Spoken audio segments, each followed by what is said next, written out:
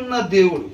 ఎక్కడైతే ఇద్దరు ముగ్గురు కూడుకొని ఉంటారో అక్కడ నేను ఉంటాను అంటున్నాడు. వాళ్ళ మధ్యలో ఉండి ఒకళ్ళే సింగిల్గా ప్రార్థన చేస్తే అక్కడ నేను ఉన్నానని కాదు అర్థం. ఎక్కడైతే ఇద్దరు వ్యక్తులు ఉంటారో వాళ్ళిద్దరి మధ్యలో ప్రేమ అయి ఉంటాడు అనమాట ఆయన. అది ఇద్దరు ముగ్గురు కూడుకున్న దగ్గర నేను ఉంటాం అంటే.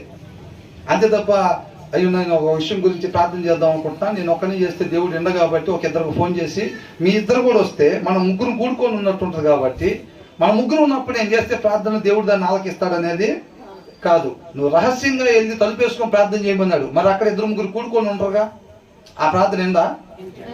అదే బలమైన ప్రార్థన. అసలు దేవునితో బలంగా నాటబడాలంటే అదే బలమైన ప్రార్థన. అర్థమవుతుందండి? మనం ఆశపడేది కాకుండా నిజంగా ఆ పరిస్థితి వచ్చినప్పుడు నిలబడి తట్టుకోవాలనంటే ఆ శక్తిని ఇచ్చే ప్రార్థన ఏకాంత ప్రార్థన. మరి అక్కడ ఒకళ్ళే ఉంటారు కదా, కాబట్టి మనం వచ్చినాన్ని తప్పుగా అర్థం చేసుకోకూడదు. ఇద్దరు ముగ్గురు కూడా ఒకళ్ళు ఉన్నప్పుడు ప్రేమ చూపించడానికి ఉండిద్దా?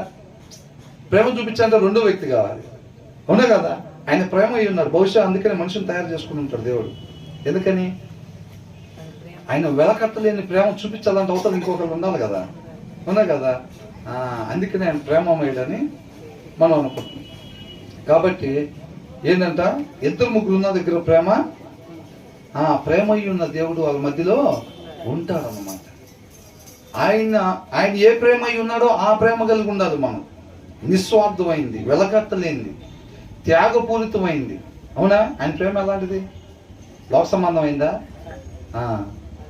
పాత పాటల దగ్గర నుంచి మంచి మంచి పాటలు ఉన్నాయి, మంచి మంచి పాటలు. అలాంటి వాటిలో నుంచి ఆయన ప్రేమని వివరిస్తూ వస్తున్నారు అనమాట.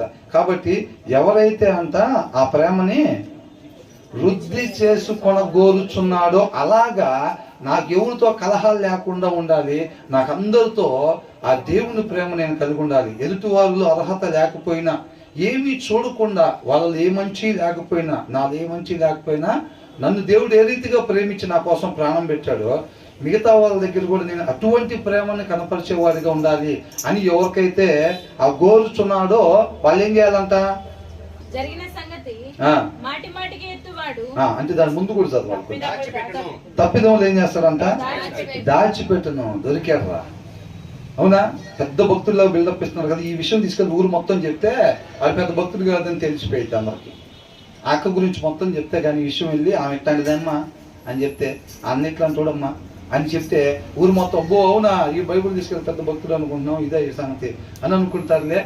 ఎప్పుడెప్పుడు అందరిని ఎండగడితే ధన్యానికి వేసి ఇక అందరి గురించి 10 మందిలో 9 మంది గురించి సాడీలు చెప్పినప్పుడు ఏమైంది? ఇంకా